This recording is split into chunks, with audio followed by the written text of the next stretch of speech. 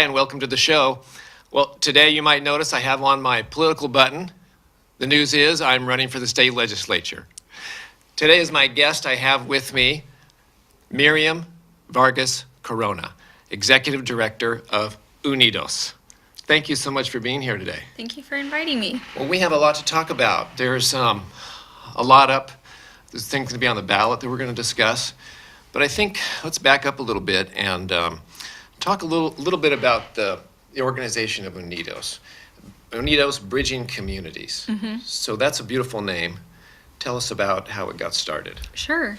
So we have two co-founders, Sally Goddard, which is a local McMinnville resident, and Maria Sandoval, a resident of Dayton, who back in 2011 got together and started to talk about, at the time, the church in Dayton, San Martin, was in danger of being closed down.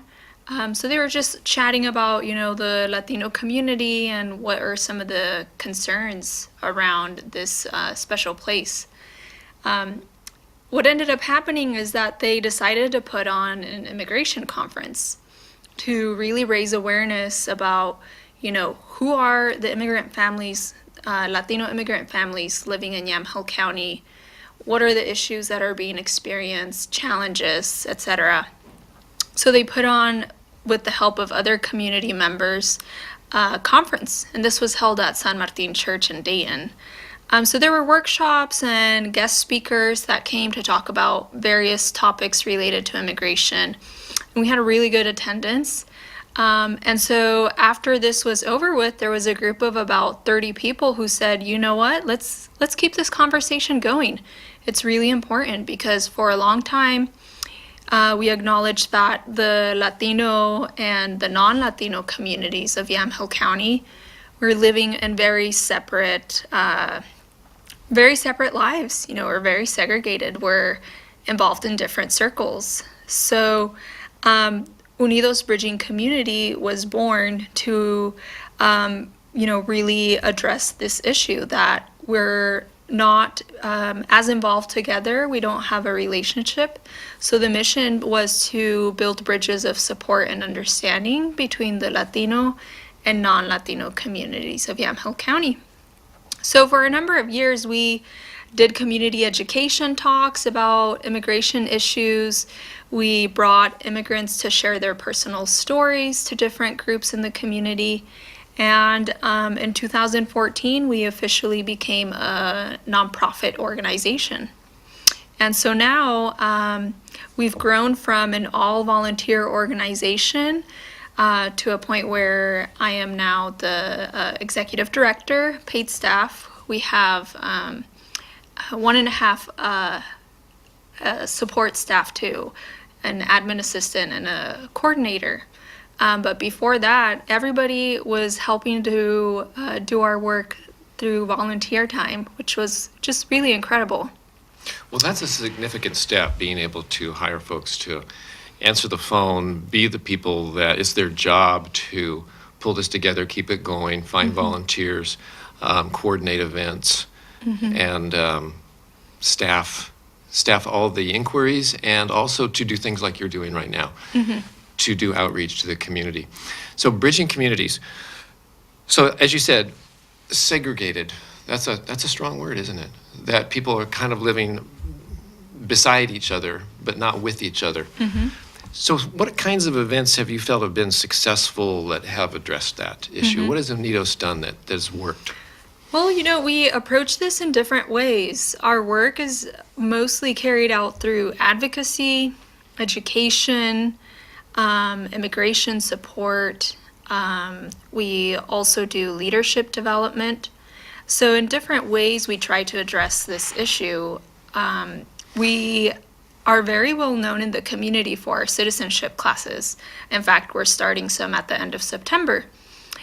So again, this is all volunteer run. We have teachers and assistants that are primarily white volunteers, and our students are mostly from Latin America, but we've had students from Africa and Europe and Asia. And so when you come to the class, you learn about U.S. history and civics, but in the course of the series, you also get to know each other. You learn about each other's families, you learn about your history, you build a relationship, and sometimes even friendships come out of these classes. So that's something that we do. We also have a law enforcement relations team where we work with the McMinnville Police Department, the Sheriff's Office, and now the Newburgh Police Department to improve the communication with the Latino community and build trusting relations. We also offer leadership development programs for Latina women and a Latino professionals network for young folks who are first-generation college students that are needing some support to go out into the professional world once they graduate. And of course, we do advocacy on policy issues that affect Latino immigrants, and we do education to community groups, churches, service clubs, folks who are really interested in learning more about what is the immigrant experience, what are barriers to get your legal documentation status, or simply, who are my neighbors that are living here, but I've just really haven't gotten the chance to know them. Well, I see part of this bridging communities is Unidos, from what you were just describing, is a bridge to help immigrants into the community, and not only to get bridges to each other, but a lot of yours outreach helping people with citizenship, helping them get integrated into the business community, things like that. Let me ask a little bit. When I went to find your phone number to ask you to be on the show, I Googled your name, and up comes, well, here she is going with Representative Bonamici to Washington, D.C. Can you tell us about that? Yeah. So this January, Congresswoman Bonamici invited me to go to the State of the Union address in Washington, D.C.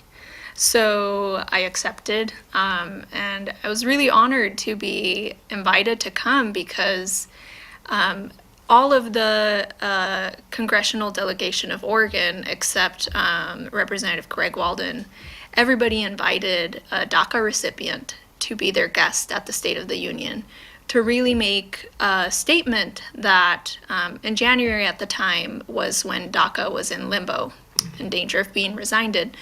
And so it was really a statement to say, Oregon's congressional delegation, almost all of it, is behind Dreamers, DACA recipients, because they're part of our state. This is where we call home. And, DACA has provided a lot of opportunities and protections for us. And so I went. My husband and my son came with me. I went into the State of the Union address. I was in the room when that was happening. We also got a tour of the White House and the Capitol, and we had dinner with Congresswoman Bonamici in the Congressional Dining Hall. So it was a really good experience, very memorable. Well, thank you for sharing that. That sounds wonderful. Now, Miriam, you just became the Executive Director of Unidos. But you've had a background, you've held several positions, you've kind of worked your way up. Can you tell us a little bit, did you go to Linfield? Yes, so I actually grew up in Dayton. I went through all my public education there, and I studied at Chemeketa, and then I transferred to Linfield, and I graduated with a political science degree. So when Unidos was coordinating this immigration conference in Dayton, I went just as a participant. And I just slowly became more involved. Ultimately, I've been a volunteer with the organization since its beginning. I transitioned into a board member, and then I decided to apply for the executive director position. Well, congratulations. Thank you. From what I've seen, you just stepped into a time with a lot of work to do. So you've given us a background of kind of an overview of what Unidos does, but there's stuff up right now. And there's a couple of things that come to my mind. There's the detainees in the Sheridan prison. I think Unidos has been involved there. And then also there's Measure 105. So what do you want to do first? Sure, we can start with Sheridan, just Okay. mention that briefly. So at the beginning of the month of June, we found out that there were 123 immigrant men that were transferred to the federal prison in Sheridan.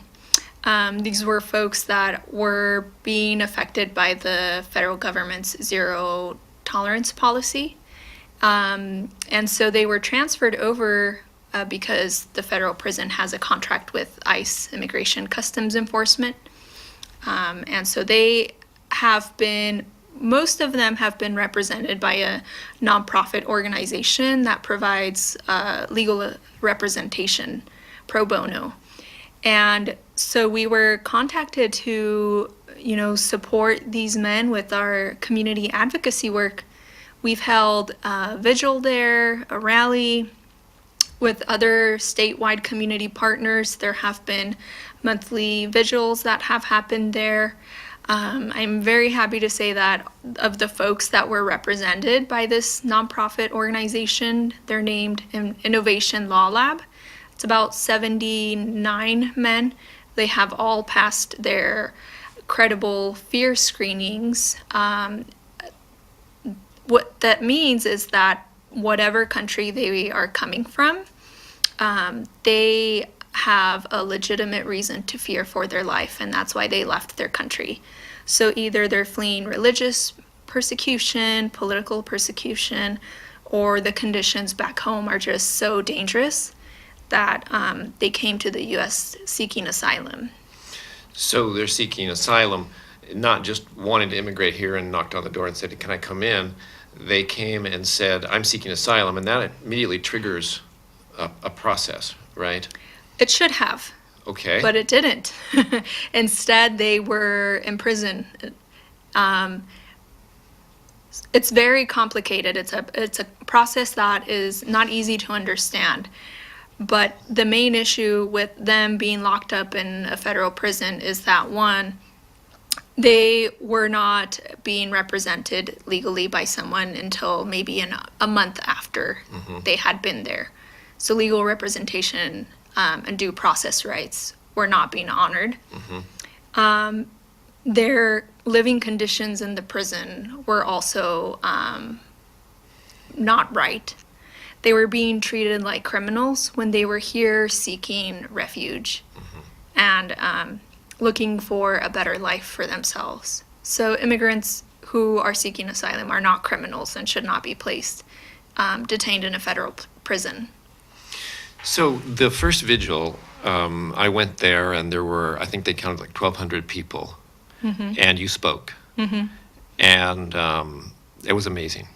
Thank you. Thought, wow, that's what I said. I want to see if she'd come on my show, because you were so poised and powerful that I think the people of Unidos said, "Boy, we hired the right person to be a spokesperson for this." Oh, well, thank you. Yeah. I really can't take all the credit because this community advocacy effort has really been a statewide response. I think that Oregon responded in very different ways. One, by attending these mass gathering events. We also received over $12,000 of donations to assist these asylees. There were multiple organizations and community groups from throughout the state that came together to organize and mobilize the community to demand that their rights be honored and that they be released. And, this nonprofit organization, Innovation Law Lab, they put out a call for volunteers to help with the legal process response. They got over 900 Oregonians from all over the state responding to that call, saying that they want to lend their talents and their skills to help these asylees. So Unidos has been involved, but I gotta say, Oregonians are just incredible in welcoming folks that are here seeking a better life and being inclusive. That's part of our values as a state. All right, thank you for that. Thank you for your work there. And we have more to talk about. should we go to Measure 105 now? Maybe you want to introduce it, but just feel free to call up those graphics that we Sure. have for you when you want to. So Measure 105 is an effort to get rid of a 31-year-old law that passed in 1987. At the time, it was passed with bipartisan support, both by Republicans and Democrats, to address the racial profiling that was going on in the state. And so what the law says is that local law enforcement cannot use their monies, their personnel, their equipments, facilities to either detain or investigate or interrogate somebody who is whose only violation is to be foreign-born and be in the United States in violation of federal immigration law. So in short, you cannot racially profile someone based on the way that they look, the color of their skin, their accent, and try to investigate whether or not they're here legally. The law does allow law enforcement to detain, arrest, prosecute folks that have committed a crime. It does not prevent them from doing that. So folks who need to be accountable for their actions, law enforcement can do that, keep them accountable. And so there is a group right now, an organization named Oregonians for Immigration Reform, that are trying to get rid of this law so that law enforcement can work to enforce federal immigration law. And so right now we are doing a lot of education about what the law really is, what it allows law enforcement to do, and the important civil rights protections that it gives to all of us.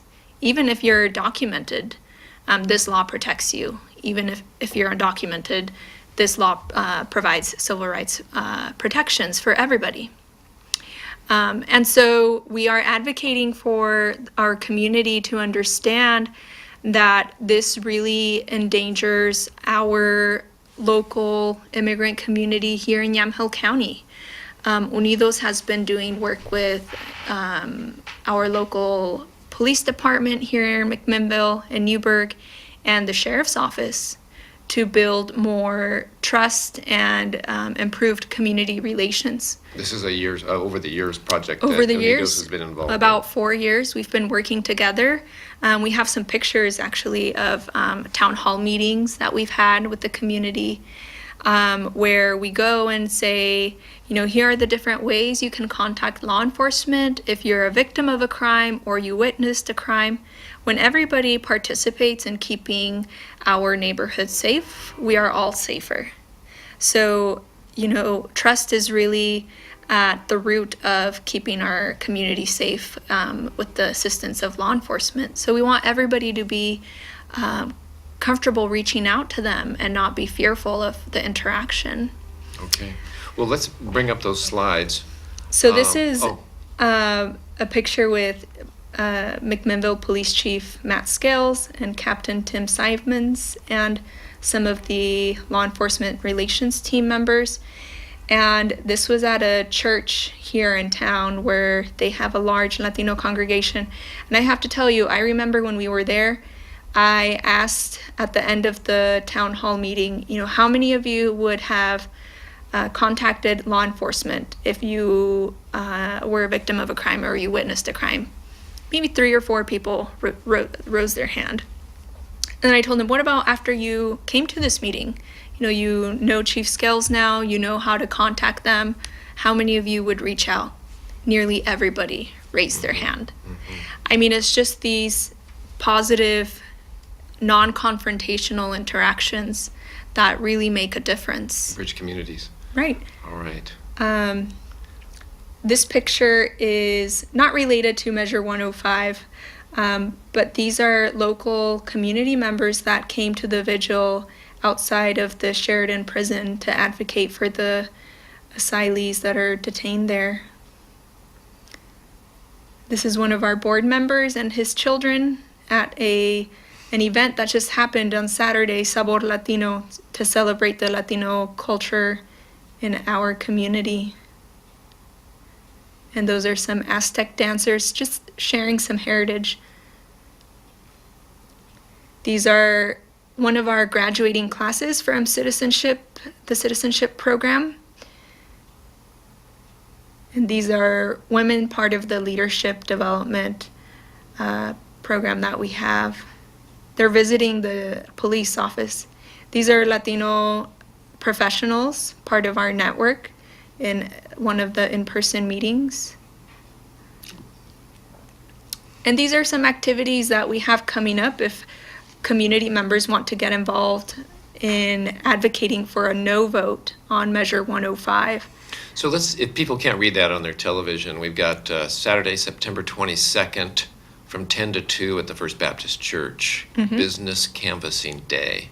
Then the next one's Get Out the Vote phone banking, Monday, September 24th from 7 to 8:30, Linfield College Building, room to be announced. Get Out the Vote neighborhood canvassing, Monday, October 8th from 6:30 to 8:30, Linfield College Building to be announced. Now these events will be on your website. They can, if they call you, they can find out more about that. Right. Well, let's go back to those slides, Carolyn. What's the next one? And so, again, we are advocating for the law to stay in place just as it is. Again, because it provides important civil rights protections, and it distinguishes what our local law enforcement should be doing, which is focusing on local safety issues. And so we are advocating a no vote on 105. One of the things that we really value is how much Oregon is a state where immigrants are welcomed. They're part of our communities. A lot of us have, been raised here. This is our home. This is where we're starting our families. Our kids go to school with, your kids, your grandkids. A lot of us start businesses here and start our lives over because we're seeking, better outcomes for our families. And so those, I think, are all values that Oregonians know and appreciate when we're all seen as equal. We're all standing up for each other as neighbors. That makes our communities stronger. So I just want to ask, if this law has been in place for 31 years, has something changed to say now that there's a problem with this law, the people that are wanting to rescind it, why now? Is there a reason that you... I don't know why they are trying to do this now. They don't bring up a thing of this is what's gone wrong, or this is a problem that needs to be solved. I want to mention that this law was passed 30 years ago. And for 30 years, it has allowed law enforcement to do their job. It has provided civil rights protections. And it separates what our local law enforcement can do, what they should be focusing on. Right now, they have plenty of work to do to help keep our community safe. They probably need more resources. For us to ask local law enforcement to enforce federal immigration law, which is very complicated, it would require additional training for their staff, which is time that they're not out in the community. It's time and resources that they could use in other ways.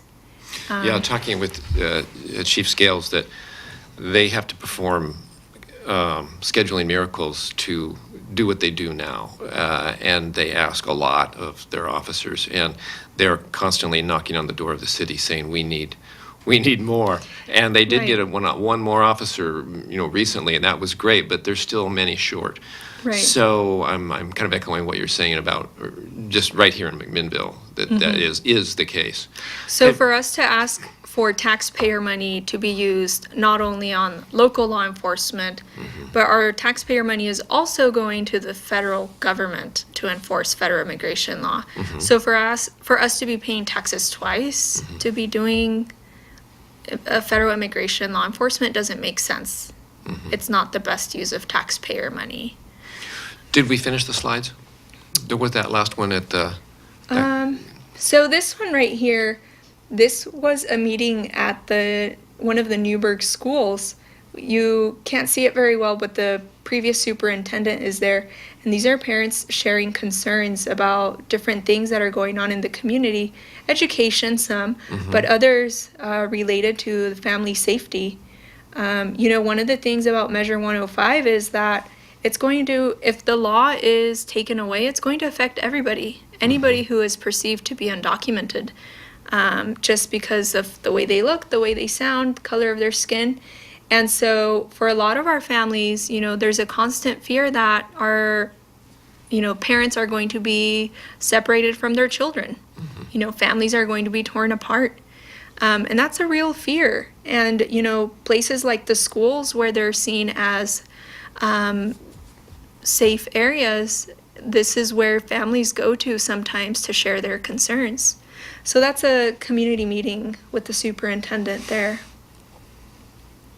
This is the statewide campaign for Measure 105, Oregonians United Against Profiling, or united.org is where folks can go and learn more.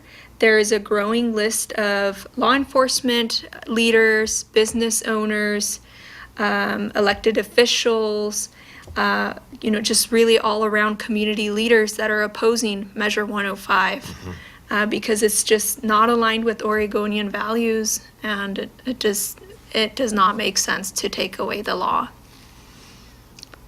And this is one of the pictures of a town hall meeting with Chief Scales and Captain Simons. Now, you've been working with the sheriff and our police chief. Can you tell us a little bit about your interaction with them? So aside from these community gatherings, we've also been involved in their hiring committees. So we've been invited to participate in interviews, in the physical tests that candidates have to go through. And the goal really is so that these different departments have personnel that reflect the community that they're serving. You can do as much education and training as you want, but it's very different to have personnel that have lived experience that can really relate to the community. And so that's one of the goals that we've been trying to accomplish with Alert, is that we encourage more of our Latino community to apply for these positions, not just to be sheriff deputies or officers, but also to be part of the administrative team. Those roles are also really important to, answer calls or receive guests in the lobby. So we've been involved with that. Unidos has also provided cultural diversity training to the McMinnville Police Department. And that was really interesting because we were able to bring in some speakers that could share their family's personal story as immigrants. We talked about what are the reasons that folks choose to immigrate, what are barriers to obtain a legal status. So it was really focused on education about immigration, because a lot of the folks that are being served by law enforcement are immigrants themselves. Well, Miriam, it's been half an hour already. Isn't that amazing? I think you're amazing. You did a great job. Thank you for being here. And I just want to say that I'm happy that you came here and that I can be part of your advocating for a no vote on 105. So thank you very much. Thank you.